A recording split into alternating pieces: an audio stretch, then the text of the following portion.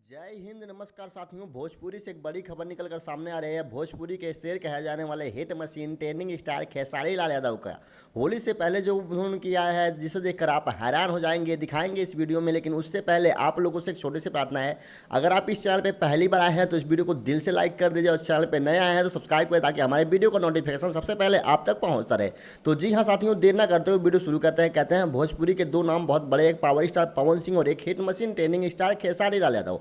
इन दोनों के गाने यूट्यूब पर जब आते हैं तो बवाल हो जाता है। लेकिन hit machine trending star Khesari Lal Yadav के फैंस में ज़्यादा पावर है, क्योंकि इनके हर गाने ट्रेंडिंग में आते हैं, तभी तो उन्हें ट्रेंडिंग स्टार खेसारी लाल यादव कहते हैं।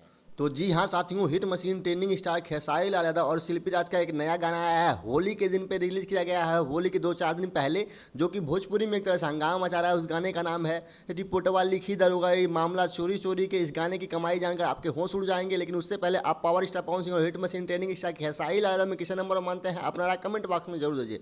उस गाने पे लगभग 1 करोड़ व्यूज आ चुका है। 1 करोड़ व्यूज में लगभग 3 से 4 लाख की कमाई हो चुकी है लगभग। तो जय हिंद दोस्तों, वहीं पर वीडियो को ही नहीं करते हैं। फिर मिलेंगे नेक्स्ट वीडियो में।